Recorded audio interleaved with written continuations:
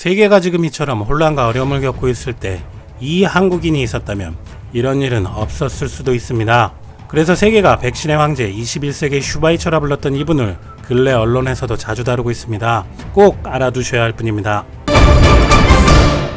2006년 10월 13일 대한민국 국적을 가진 첫 한국인이 UN 국제기구의 사무총장에 선출됐습니다. 우리는 대한민국 사람으로 첫 번째 국제기구의 수장이 된 분은 반기문 사무총장으로 알고 있는데, 사실 국제기구의 수장으로 선출된 최초의 한국인, 그 사람은 바로 전 WHO 총장 이종욱 박사님입니다. 세계의 소아마비와의 전쟁을 선포, 1년 후인 1995년 소아마비 발생률을 인구 1만 명당 1명 이하로 떨어뜨리며 세계를 놀라게 해서 사이언티픽 아메리칸은 그를 백신의 황제로, 영국 의학 전문지 랜시스는 그를 조용한 뇌성 콰이엇 썬더로 칭했습니다. 빌 게이츠가 그의 이름 하나만 보고 천문학적인 금액을 지원했던 사람, 부시 전 대통령이 너무나 아꼈으면서 백악관에서 독대를 허락했던 남자, G7 정상회담에 초청받은 유일한 한국인, 반기문 전 사무총장 이전에 가장 강력한 UN 사무총장으로 거론됐던 한국인. 이종욱 박사는 1945년 서울 서대문구 부가현동에서 태어났습니다. 덕수초등학교와 서울 경복중고등학교를 졸업하고 의대에 진학하고자 했지만 낙방했습니다. 바로 군에 입대한 그는 제대 후 한양대 공과대학에 입학했지만 의사를 향한 꿈은 버릴 수 없었습니다. 이 총장은 보다 가치 있는 삶을 살기 위해 한 번 더 도전했고 1970년 26살의 나이에 서울대 의과대학에 입학하게 됩니다. 동기들보다 늦게 시작한 의학 공부였지만 강의실, 도서관, 실험실, 해부실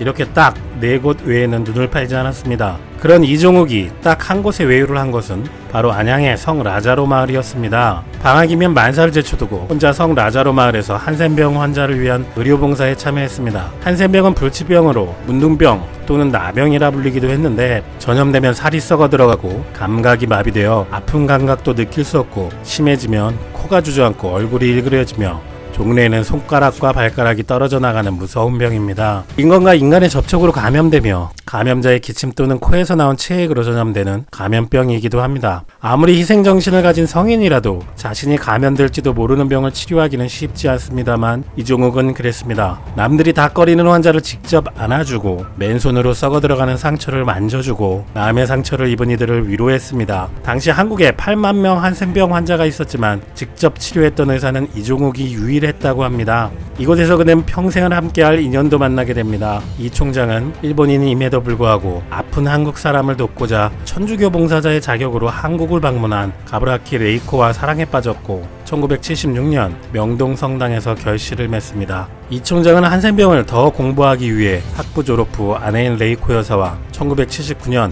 미국 하와이 대학 보건대학원으로 유학을 떠났습니다. 하와이대에서 나병 전문의 자격을 딴 뒤에는 3가지 선택이 있었습니다. 하나는 대학에 남는 것, 또 하나는 미국 의사면으로 돈을 버는 것, 또 하나는 WHO에 취직해 오지를 돌며 사서 고생하는 것. 36의 나이에 이종욱 박사는 남태평양의 조그만 섬나라 사모아로 들어갑니다. 그곳의 린든 B 존슨 병원에서 의사로 근무한 이 총장은 사모아의 가난한 사람들이 의료 혜택을 전혀 누리지 못하고 있다는 것을 알게 됐고 더욱더 열정적으로 환자들을 돌보는 데 힘씁니다. 이종욱 박사가 WHO와 인연을 맺게 된 것도 바로 이 시기였습니다. 그는 당시 사모아에서의 활동과 더불어 한센병 잠복기 발견을 위한 연구를 통해 세계적인 한센병 전문가로 알려져 있었습니다. 그런 그에게 WHO는 서태평양 지역 사무처 한센병 자문관으로 일해달라고 요청했고, 돈과 명예를 찾는 일반인이라면 쉽게 내릴 수 없는 결정이지만 이종욱은 WHO에서 일하면 더 많은 환자를 더 효과적으로 치료할 수 있을 거란 생각에 망설임 없이 응하게 됩니다. 이 총장은 1983년 피지로 건너가 활동을 시작하게 됩니다. 그는 책에서나 보아한 지구촌 오지, 타이티, 뉴칼레도니아, 솔로몬 군도 등 남태평양 구석구석을 다 돌아다녔습니다.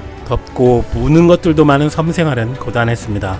환자가 제 발로 찾아오는 것도 아니었습니다. 당시 나병 퇴치 팀장을 맡고 있던 그는 현지 사정에 밝은 원주민들과 탐험대를 조직해 이 섬 저 섬 나병 환자를 찾아다니며 약을 공급했습니다. 섬 한쪽 끝에서 저쪽 끝까지 차로 달려야 1시간이 채 걸리지 않는 좁은 곳에서 생활하다 보면 섬 열병에 걸리기 쉬운데, 이를 극복하려다 적지 않은 사람들이 알코올 중독자가 되기도 합니다. 미국인 간호사가 영국 대사관에 정치적 망명을 신청하는 일도 있을 정도로 제정신으로는 살기 힘든 것이었다고 합니다. 환자들은 그를 아시아의 슈바이처라고 부르기 시작했습니다. 이 총장은 서태평양 질병관리국장을 거쳐 1994년 WHO 본부의 예방 백신 국장을 맡아 스위스 제네바로 자리를 옮기게 됩니다. 그는 취임사에서 소아마비와의 전쟁을 선포했습니다. 우리의 미래이고 희망인 아이들에게 목숨을 잃거나 다리가 마비되는 고통을 줄 수 없다며 백신 연구에 집중할 것을 주문합니다. 그리고 1년 후 그의 취임 전에 6,000건에 달하던 발병률이 10분의 1 수준인 700건으로 급감했고 소아마비 발생률을 인구 1만 명당 1명 이하로 떨어뜨리며 세계를 놀라게 했습니다. 미국의 과학 잡지 사이언티픽 아메리칸은 그를 백신의 황제라는 칭호로,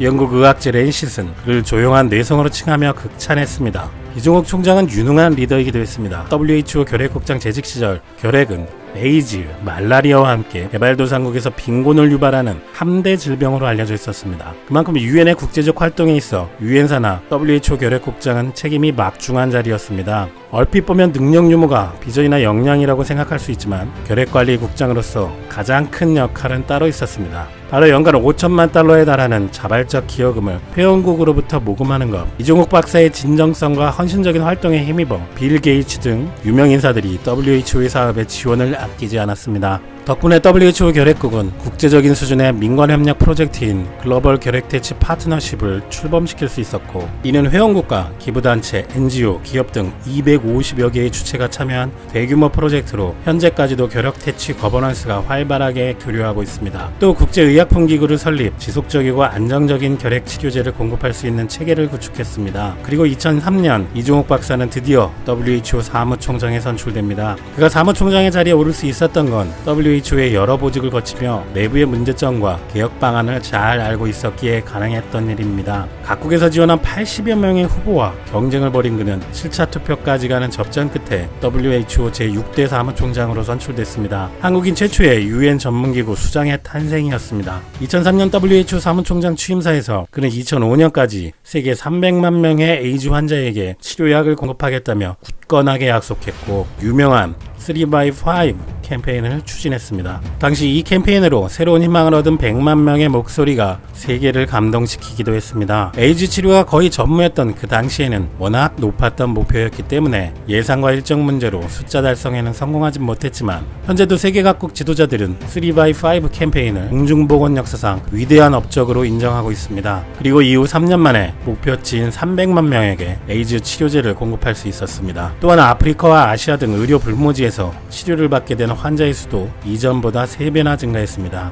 이종욱 전 WHO 사무총장은 이 기간 동안 연간 40억 달러에 이르는 재원을 마련하기 위해 1년 중 150일 넘게 30만 킬로미터를 출장을 다니며 세계 각국으로부터 지원을 이끌어냈습니다. 사람들은 그를 Man of Action이라 부르기 시작했고, 2004년 그 노력을 인정받아 타임지 선정 세계에서 가장 영향력 있는 100인에 선정되기도 했습니다. 세계보건기구라 불리는 WHO는 UN 산하에 소속된 최대 국제기구로 연간 예산이 3조, 직원 5,000명에 이르는 전 세계 모든 질병을 관장하는 기구입니다. 국가원수에 버금가는 대우를 받으며 인류의 건강과 관련된 현안에 막강한 영향력을 행사하는 외교적 인물이 되었지만, 그는 청빈하게 생활하였습니다. 우리가 쓰는 돈은 가난한 외국인이 내는 분담금인데 먹고 살기 힘든 나라에서 세계인의 보건을 위해 쓰라고 내는 돈으로 보강할 수는 없습니다. 1500cc 하이브리드 차를 승용차로 몰았고, 비행기를 탈 때도 항상 1등석 대신 이코노미석을 고집했습니다. 일반적으로 수행원들과 1등석을 타는 것이 기존의 관례였지만 그는 이를 깨버렸습니다. 평생을 가난하고 소외된 사람들을 위해 봉사하는 삶을 살았던 아시아의 슈바이처 이종욱. 어떠한 숭고한 사상보다 행동으로 보여준 그의 청빈한 일생은 많은 이들에게 존경을 받으며 그들의 가슴을 뛰게 합니다. 제네바 외국 니용의 허름한 아파트 한 채, 그의 아내와 함께 평생을 살며 마련한 그의 유일한 재산이었습니다.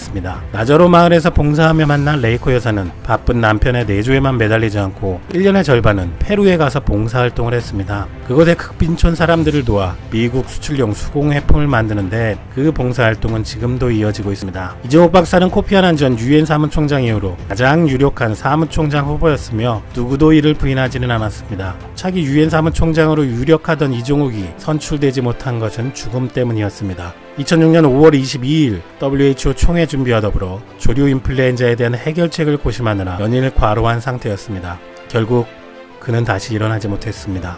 평생을 환자를 위해 살았던 이종욱님은, 누구도 하지 못했던 기적을 세운 이종욱님은 그렇게 환자를 위해 살다 떠나갔습니다. 총회 취임식에서 우리는 옳은 일을 해야 합니다. 올바른 장소에서 해야 하며 올바른 방법으로 해야 합니다. 라고 역설하는 모습이 기억납니다.